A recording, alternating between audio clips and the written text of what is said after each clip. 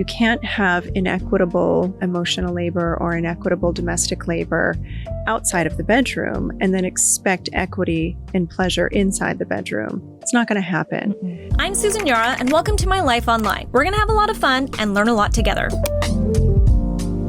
It doesn't matter what age I'm at, sex seems to be a topic that comes up between me and my friends all the time. This has been since my teen years and now all the way into my 40s. It just feels like the topics around sex have completely changed as we've evolved and grown older.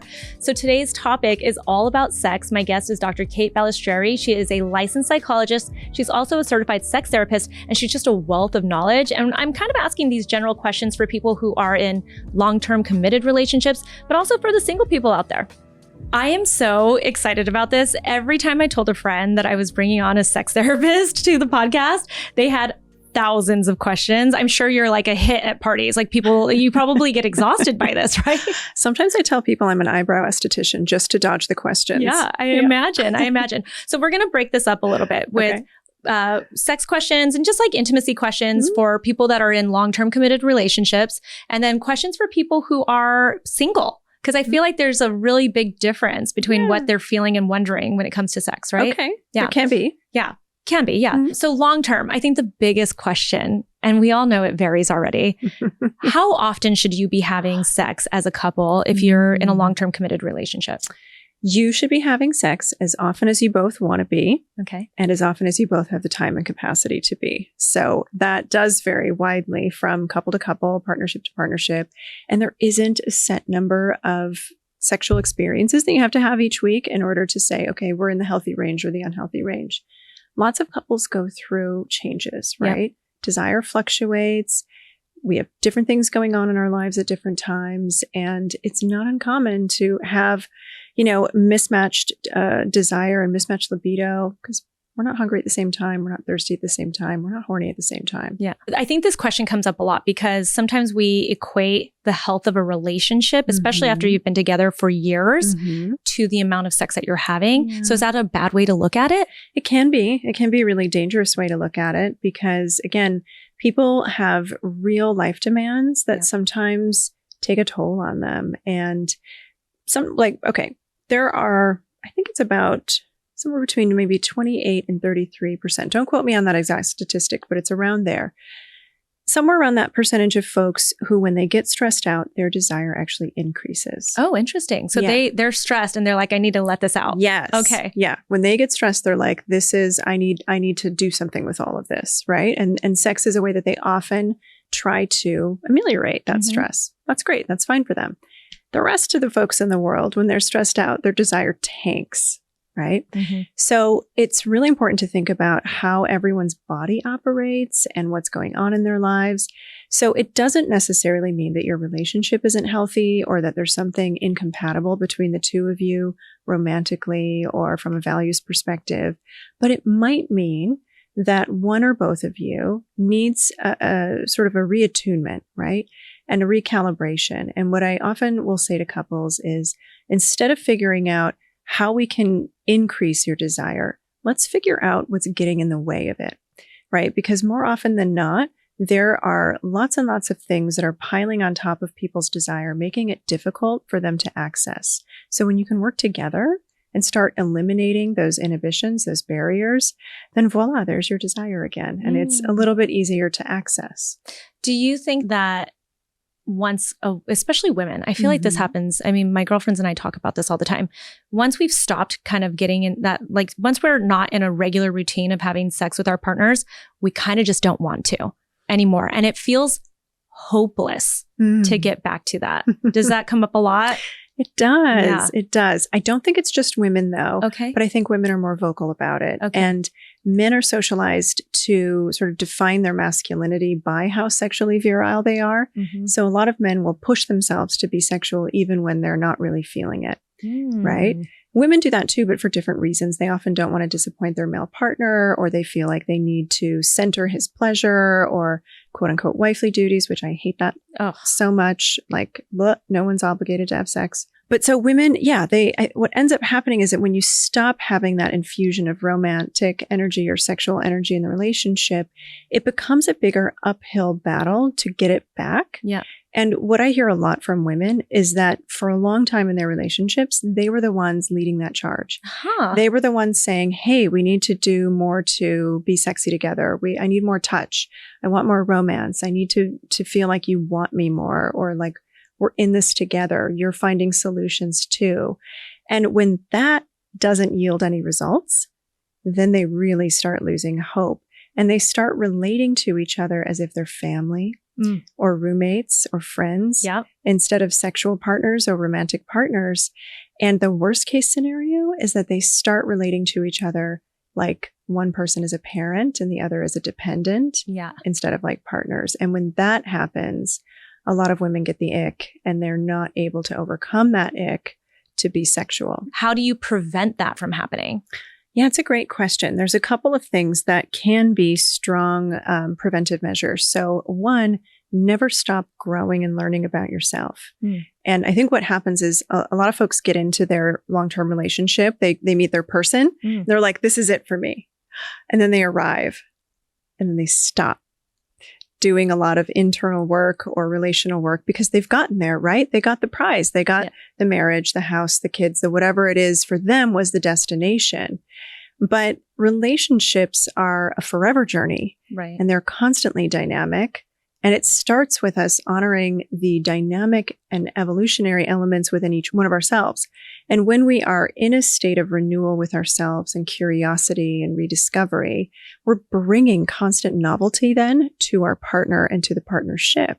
And when you have two partners doing that, well, that's fire, because you have the safety of this long-term relationship and attachment, but you also have the novelty of rediscovering each other all the time and being constantly curious. And that combination of novelty and safety can create just a dynamic sex life. But it's hard, of course, to achieve because we all get really busy with life, and, it can sound arduous to just be in this constant state of self-curiosity. And who has that time sometimes? Well, okay, so the novelty part of it, I think that, and I'm even speaking from personal experience, when you get into these long-term committed relationships, the novelty part, some people like are kind of like, I don't have to do that anymore. Like I know what I like, I know what I want to do. And then you just get into this whole, like, just, it becomes mundane. You do the same thing over and over and over again. Like, I've heard people be like, what are your kinks? Or my kinks are blah, blah, blah. And I especially feel like this younger generation talks about their kinks a lot. Whereas, like, I don't think I ever thought about a kink or like anything that I'm interested in. So how would a person like me be like, how do I start to discover these things about myself, especially if I'm in a long-term committed relationship? And what if I'm already like a few years into it, I'm realizing I need to rediscover, he needs to rediscover. What do we do? I don't even think it needs to be a sexual rediscovery. Okay. Yeah, it can be non-sexual. In fact, I would recommend that it's non-sexual in addition to sexual curiosity. But if you start from a non-sexual place, you're still going to bring some of that novelty and zhuzh into the dynamic between the two of you. And then whether or not you're kinky doesn't matter. You have curiosity about each other. The second preventative measure is collaboration around pleasure equity. So that's a lot of words. And what I really mean by that is that you have to prioritize your own pleasure, but also your partner's pleasure. And I think we get into a lot of complacency in long-term relationships. We think we know what our partner likes, and we do the thing, we know the map of their body, or so we think. And so we stop getting curious. We stop trying new things, or maybe we do and it doesn't land. So then we go back to the same tried and true thing. But what pleasure equity comes into play is that we sometimes take for granted what's going on in the sexual space that we're in. We're not prioritizing our own pleasure enough, or our partner isn't, or vice versa. So really working together to talk about how much pleasure are you experiencing? And that's not just orgasms. It's pleasure, right? What do you like? How can I be a part of what creates more opportunity for your pleasure and mine? So really working together to make sure that you're both getting the kind of pleasure that's important to you and enough of it. Right? That's in and out of the bedroom. You can't have inequitable emotional labor or inequitable domestic labor outside of the bedroom and then expect equity and pleasure inside the bedroom. It's not going to happen. Mm-mm. So again, removing obstacles to desire. First thing I always look at with couples is what's going on outside the bedroom. And is there equity in all the other parts of their relationship? If not, how do we make that happen first so that both partners have the availability to even be present in their bodies for pleasure? And then that sets the stage for a more erotic and pleasurable experience. I guess that makes sense, because if you're resenting your partner, you definitely don't want to sleep with them. So like, get off me. Exactly. Right? Are there little tips, I guess? Because I remember like reading, magazines when I was in my 20s, and it'd be like, make sure you have sex. Like, you have to like schedule sex. You have to like make sure that you're doing it at least once a week. Or if you get out of, routine, it's hard to get back into it. Do you think that stuff is true? I think if you get out of routine, it is hard to get back into it, but that doesn't mean that you should have sex just to have sex, unless that's important to both of you, right? If it's important to one of you and not both of you, I do not recommend obligatory sex. That's a very quick way for that person who's feeling obligated to start disconnecting from their own body and to start disconnecting from their partner. So I don't recommend that you just do it to do it if you're really feeling in your body like it's a no. Yeah. But I think scheduling sex gets a bad rap. It can be really, really productive, not necessarily to like schedule penetrative sex, right? But to schedule time to be intimate together. And that can mean so many things. And if you end up having sex, great. Scheduled intimate time can be really, really beneficial, especially when you really stop and think about how busy your lives are. Making time to just be and to be intimate. That means lots of things. It could just mean being naked together, taking a bath. It could mean giving each other massages. It could mean going for dinner or having a date night. But really planning time where eroticism can unfold and not forcing it to happen. Speaking of all these things that people do to try to maybe spice up their sex life, especially if they've been together for a while, and if you've been watching like the Secret Lives of Mormon Wives and everything, you start to find out that people are really going deep with some of the stuff that they try out. How do you introduce these kinds of different things into a relationship? Yeah. So if you and your partner have an established sexual dynamic that hasn't been very kinky, or you kind of you've been in your rut. Yeah. I think it's important to have a conversation about what might be curious for you when you're not already in a sexual space. Like, don't bring it up when you're already doing. Yeah. Like if you're already you're already naked. Yeah. And don't be like, by the way, I want to introduce a third person. Yeah. I'd really like another dick in here.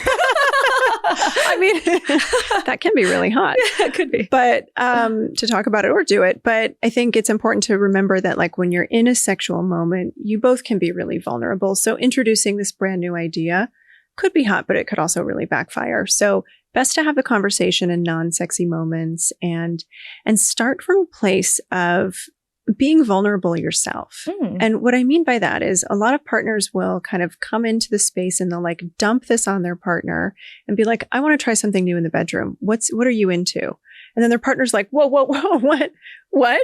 I'm just having my coffee. Like I haven't even thought about what I'm going to eat for breakfast yet. Right. So instead, maybe lead with, hey, I was watching this TV show, or I was listening to this podcast, or I saw this thing, I saw this book, whatever, and they were talking about some sexual things that sounded really interesting to me. Is now a good time for us to talk about like what we might be curious about sexually? Do you have the bandwidth for that? Right. So don't dump it on your partner when they're about to go bring the kids to school, or when they're like meeting a deadline for work. Really set yourselves up for success by having an intentional conversation, and you get to own your stuff first. So say, yeah, I saw this talk about threesomes and I don't know if it's something I want to do, but it sounded really interesting. And I'm curious if you've ever thought about it, right? Like you can make it hypothetical without bringing it to your partner and saying anything that insinuates that you're not happy with them. I remember thinking before I ever got married that I didn't want to get married because I couldn't imagine. I was really great at my hoe era in my 20s. Like I was a great dater, loved men, just like I really was like good about being out there and being like free and liberal, like liberated, as a woman. And so the thought of getting married and being with one person the rest of my life just sounded bad. And I think a lot of people probably think that, especially these days. I feel like people even younger than me, when I talk to them and they're thinking about getting more serious with somebody, the thing that really sticks with them is that they can't imagine being in just one committed, monogamous relationship for the rest of their lives. And I remember thinking that, and I went back and forth before I ever got married, thinking, could I bring up the topic of an open marriage and could it actually work? And I ultimately decided that open marriage, for me at least, wasn't going to work, especially with my partner, because it just wasn't something that probably aligned. I actually brought it up in some joking ways, and I was immediately like, oh yeah, this would never work. But I also the pragmatic person in me too, thought about things like you're introducing a third person into your world. You don't know how you can maybe have rules with you and your partner, but then how do you set these rules with random people that come into your life? And if you have kids, then you're opening them up to a whole new thing. So do you actually see this working out for people? Yeah, of course. You do? Okay. Yeah, it takes a lot of work though. I mean, if you think one monogamous relationship is a lot of work, a non-monogamous dynamic or a polyamorous dynamic is way more effort. I imagine. It's a lot.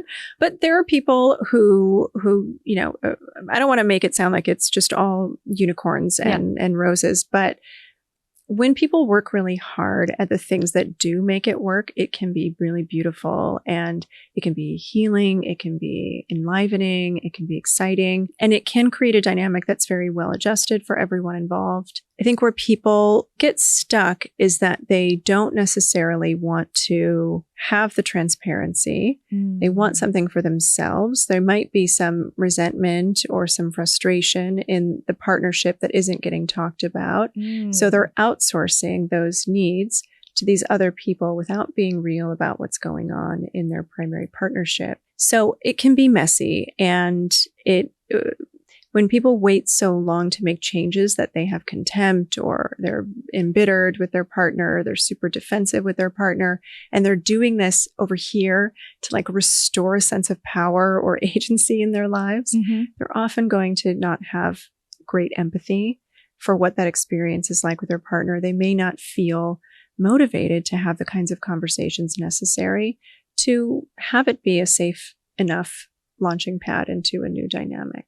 So take your time to work with a sex therapist to help you come up with boundaries that do make sense for both of you if you're in a monogamous dynamic looking to open that.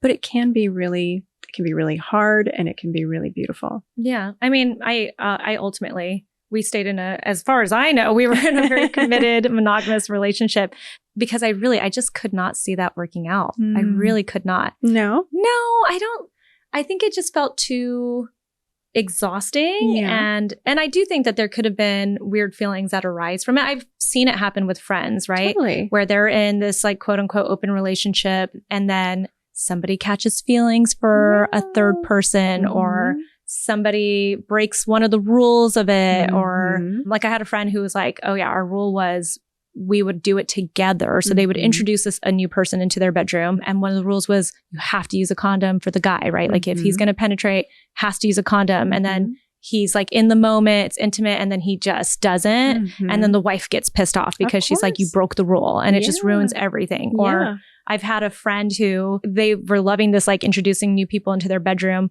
And then she had sex with a guy that they introduced, and she thought that was incredible sex that she had never had before, and she didn't want to have sex with her husband anymore. She just wanted to sleep with that guy. So that to me, that seems so complicated to me that I cannot imagine being in that kind of a situation, because I just don't want that kind of exhaustion and mental gymnastics to have to deal with. Yeah, no, I get it. It's not for everyone. Yeah. Right. But to your point, monogamy isn't either. Yeah. And what we understand about early human existence is that we were not monogamous in the way that we are now. There's a lot of compulsory monogamy happening right now, which is why so many people find themselves in these monogamous dynamics, and they're like, right, this is not it. I don't know if I can do this. This is really painful almost, because humans were designed for pleasure in a lot of ways. And monogamy can be wonderful, but there's a continuum of relationship orientation that people are on. So some people feel they're safest and they're most erotically charged when they're in a monogamous partnership. Other folks feel dead inside. and they want something that is flexible and can include new partners and is dynamic, and they might decide that they want to be in a monogamous partnership, but also invite in thirds, or like a monogamish dynamic. Monogamish. Monogamish. Wait, what exactly is monogamish? Yeah, monogamish is a term that refers to when two partners who are basically monogamous bring in third partners to enhance their sexual relationship together. So, they might swing. Like a lot of people would say, well, swinging is an open relationship. Maybe not. Swinging might be monogamish because you're going with another partnership that is monogamous, right? And you're swapping, and you're doing that together to improve like your sexual relationship together. So it's still for your partnership, even though you're with other people. Yeah. Interesting. Yeah. Does there ever come a point where you look at a couple and you're like, you guys are done? Yes. You do. Okay. And what is that point? I don't know that I tell people that, because that's up to them. Yeah. Yeah. Everyone has to be on their own journey. So it's not for one therapist or anyone to say this isn't working. But I definitely will point out to people how their efforts are not moving them along in the way that they want to be. And I'll help them get really curious about why that is and what those blocks are. And sometimes I will put them in that thought exercise of, should we just end this right now? Let's come up with all the reasons why we should and shouldn't. Really fight for it. Yeah. Huh. Interesting. That's probably a lot for them. I want to get to people that are single too. I don't want to remove them from the conversation. So I do want to get to that. But I do want to stay one more time on the long-term couples, because people who have kids, I feel like that's one of the starting points of when their sex lives really change. I think a lot of it is either the woman just doesn't feel sexy, she's exhausted, all of the things that come with being a new mom. But then there's also, sometimes I talk to guys who are like, well, one, she's not giving me the energy, right? But two, now I see her body is a little bit different as well. What do you have any advice for people that are going through, or even to be thinking about as they're in the pregnancy part of it, right? First baby, pregnancy, they're like in this, like, I love you, we're so happy, we're creating this life together. And then the baby comes in, it's like all reality hits. What's something that they can be thinking about before the baby gets there? Yeah, that's a really great question. So one, I think we are all wildly underprepared for the reality that is pregnancy and having children. So the first thing that I think partners can do, regardless of their sex or gender, is to start reading up on the realities of pregnancy, because it's super scary and it's really risky. And psychologically, there's a lot going on for the person who's pregnant in understanding how their body is changing, what the risks are. They're literally making a human being in their body. That takes a lot out of them. And it's a big exercise in responsibility. So I say that because I think a lot of dads are kind of detached from that process. And as well-intentioned as they might be, they don't get it, and they don't take the time to educate themselves on what this experience is like from the perspective of the pregnant person. So a lot of dads are dismissive of their partner's pain or their fears. They're dismissive of her needs and her concerns around the birth plan. They're dismissive about everything except what they feel they have control over, which is often money. And then they're concerned about how their partner wants to adjudicate their funds to prepare for the baby.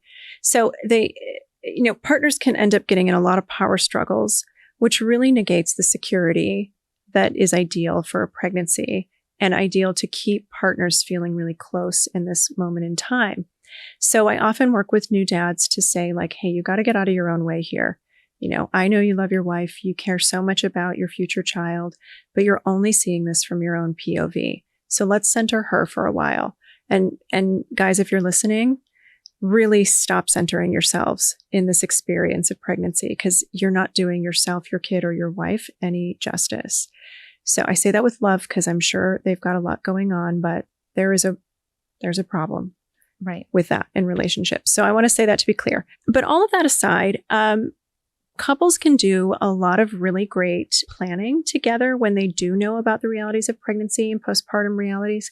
So understanding the demands of like feeding an infant, feeding a baby, being the default parent. The default parent often gets really touched out.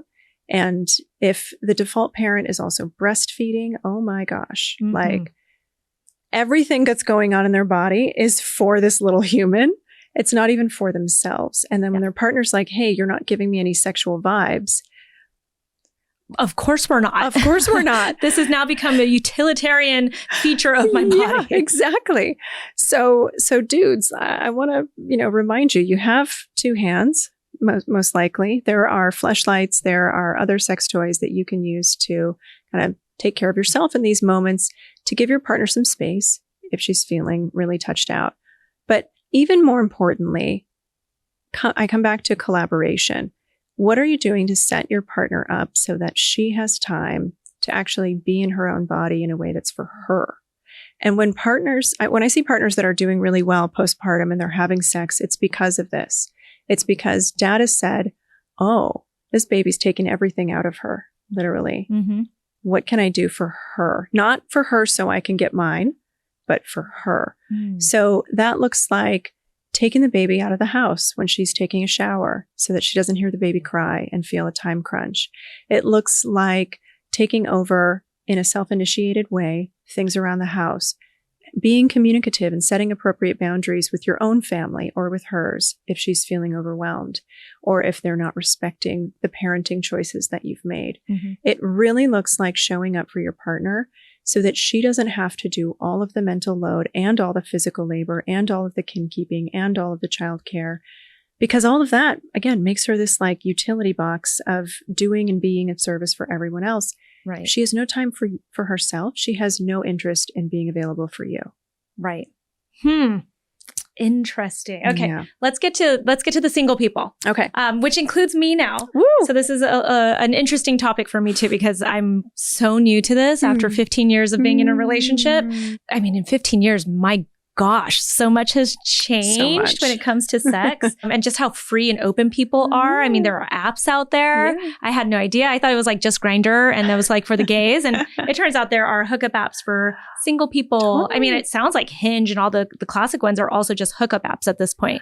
So everybody just feels like they're in these like just so much more sexually liberated. Mm-hmm. What do you think? Is this like a good thing or a bad thing for people who want to eventually like get into committed relationships?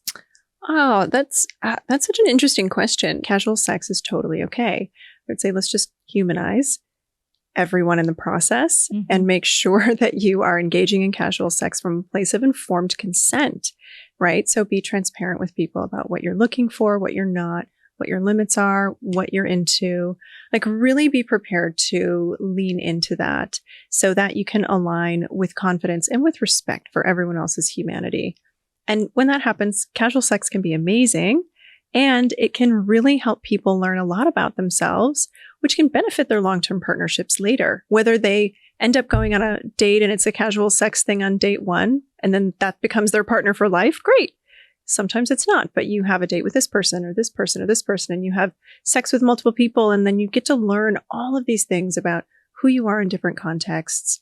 Sexually, what lights you up, what shuts you down. And that's really important information. Yeah, especially probably for a woman, right? Oh, for sure. I feel like we're so closed off to this process. Yeah, well, that's intentional, right? But yeah, I think it's really important for women to give themselves permission to be sexual.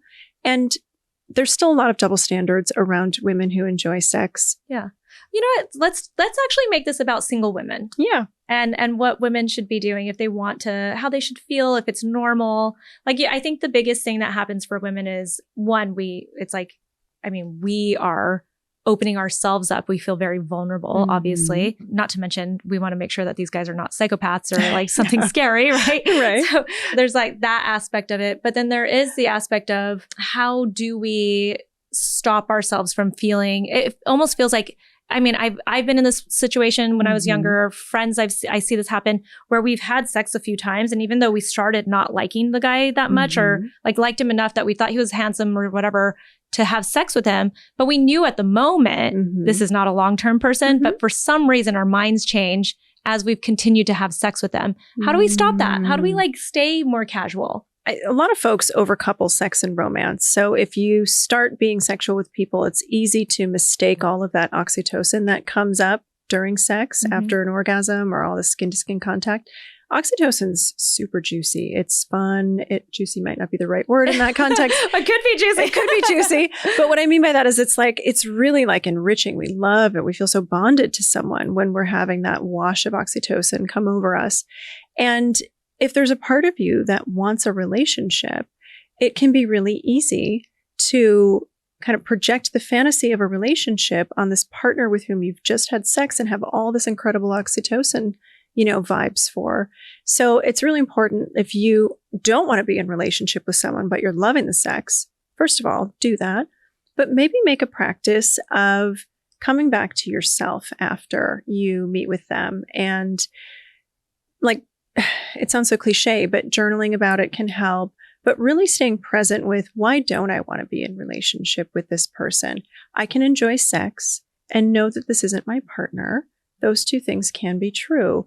And keep reminding yourself of the reasons why you feel like it's not compatible. And you might want to set some boundaries for yourself. If you're really in your feels and you're having a hard time, but this person isn't right for you, it might be time to take a step back. Because listen, sex is great.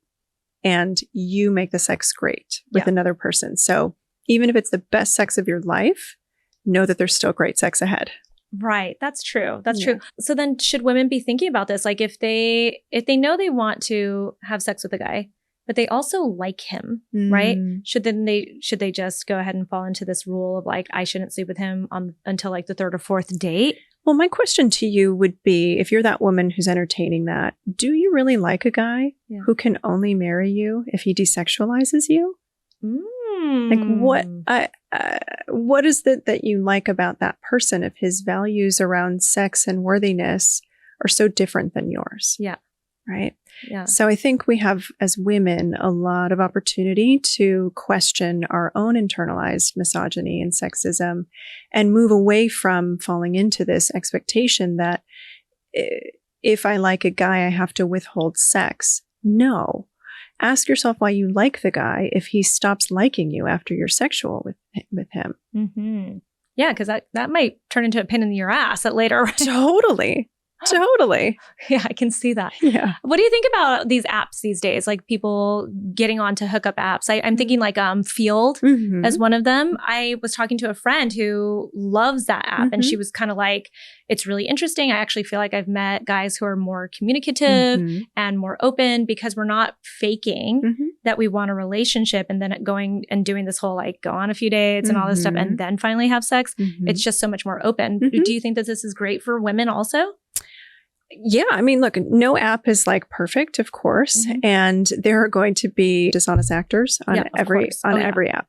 But I will say the feedback that I hear a lot about Field or apps that are more kink forward or non-monogamy forward is that people are feeling a lot less shame. And so what that allows for them is to be more honest about what they're looking for. And there's an expectation of that transparency because, hey, if we're all on this app, it means we're all kind of kinky. So I can actually just tell you what my kinks are and you can decide if you like it or not. And I don't have to worry about duping you into liking me before I tell you that I have a thing for feet. Right? Yeah. So, and I say that because foot fetishes are the most common fetish. Are they really? Yeah. Hilarious. I have cute feet. Putting it out there. Yeah. So I think, I hear that feedback a lot about apps like Field because, people are just more transparent. They feel less drama about what it is they're looking for. And then maybe that's all they are seeking and it becomes something casual, but it does create this platform for mutual respectability, right? And a humanized experience that is based on informed consent, which is great. We love that. And sometimes when you're actually just not afraid to be yourself, something more can flourish. And you're like, whoa, actually, there's alignment here. Do you have advice for, I guess, single ladies who are exploring their sexuality, potentially want long-term or potentially don't? Like, what are these scenarios that you come across with? Or do you even really get to talking to a lot of like the single women? Because are they coming to really see you or is it more couples? No, I work with a lot of single women, a lot of single people. The first thing I would say is like really decouple sex and love, right? Like you can have sex that isn't wildly emotionally connected and that's okay. Yeah. Right? You don't have to have this like romanticized version of sex. Sometimes you can just fuck. Yeah. And that is okay. And it is okay to just want that. You don't have to apologize. It doesn't make you a bad person.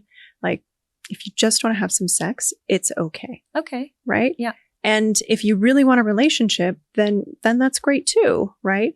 Don't use sex as currency to get the relationship. I think that's where a lot of women maybe get in their own way, because as women, again, we have been so conditioned to only be sexual within a relationship for fear of being a slut. I say fly your slut freak flag all you want, but don't use sex as currency to secure a relationship. And so, coming back to your question, should you make a guy wait until however many dates if you really want to be in relationship with him? I say no, unless you're somebody who has more of an anxious attachment and you have been someone who has sex to get the security of that relationship. Then maybe it's a good idea to hang back and really sit with your own, anxieties around ambiguity. Really think about the boundaries that you have around cultivating healthy emotional intimacy first. Because when we have a preoccupied or an anxious attachment, a lot of folks in that camp can feel like, they're more vulnerable and they have sex so that the person wants to stay with them. But then if you're with somebody who just wanted sex, then you end up getting dropped anyway, and it furthers that abandonment wound and that fear. So really think about, not weaponizing sex. Have sex when you want to have sex, separate from when you think you want to be in relationship. Something that I find comes up, this is like so new to me, is the ick.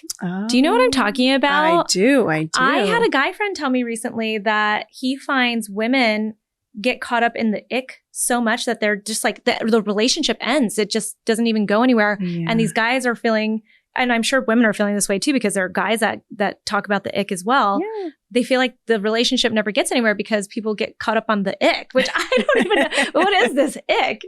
So the ick factor is shorthand for our brain telling us green light, keep going, or no, stop right here, go no further.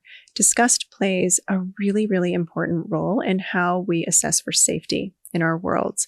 And when something feels like a contaminating risk, whether it's moldy food in the fridge or a partner who does something and we go, ugh, later, right? We have an association about whatever it is we witnessed that in some way, shape, or form communicates to us some sort of dislike or even a lack of safety. So I hear this a lot from women because we grow up in patriarchy, right? It's alive and well around us.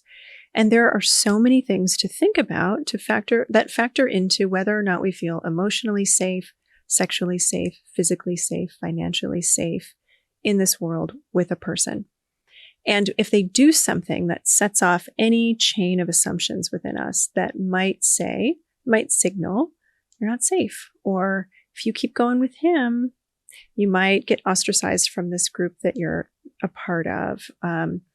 If he's someone who does this, your friends might not like him, right? If he's someone who shows up this way, it might mean that you get isolated in life, or it might mean that he might treat you poorly later. We have all this really quick data that our brain processes, and it comes out in, Interesting. Yeah. Do you think sometimes people are just making it up because they're just like emotionally unstable? They're like, that gives me the ick and it's done? No, I don't like that language, emotionally unstable, because we all come from context, right? Yeah. Thank you, Kamala Harris, for that quote. Like, none of us just exists outside of the world that we've grown up in. So the ick comes from some important experiences in life. Somebody might remind us of an abusive family member, right? That's important data. If they show up with a behavior or a facial expression, even, it can be really subtle. It can even be something like someone wears a cologne, for example, that maybe a former partner used to wear, and you just can't get the former partner out of your mind, and that relationship didn't end well. So now the cologne gives you the ick, and you've associated that safety or those hard feelings with this new partner. And unfortunately, it can be hard to undo that. Now, it's not impossible, right? With healthy communication, if it's something like that where you're like, hey, that cologne really, can you just try something new? And they do, you might be able to have a reparative experience for sure. But if it's something about that person that is immutable, unchangeable, it's likely going to be something that you fixate on because it is a signal for you of some incompatibility. So if you truly get the ick, it's probably hard to not get the ick. I would say it's worthwhile to explore if you're having a trauma response and you think you can move past it. And if you are truly incompatible because it's something you don't like, it's okay to say, hey, thanks for the memories, but this isn't going to work. Perfect. I love that. I'm so glad you brought that. You answered that one because that's so interesting to me. Yeah. I don't know if that was the term the ick just wasn't a thing when I was single. Yeah. Well, we're definitely learning more about sex and love and relationships now. So I think as we learn more, we realize how little we know, and then we just keep learning more and more and more. So yeah. Thank you so much. This was so much fun. And I bet you there's going to be like a flurry of questions after this episode runs. So we might have to bring you right back. Oh, I would love that. Thank you so much for having me here. Thanks for joining us on this episode of My Life Online. If you enjoyed this podcast, make sure to follow, rate, and review, and also share it with a friend so we can continue making great episodes for you. You can also find me on social media. I'm at Susan Yara. And if you enjoy beauty, especially skincare, make sure to check out my YouTube channel, Mixed Makeup. I'll talk to you soon.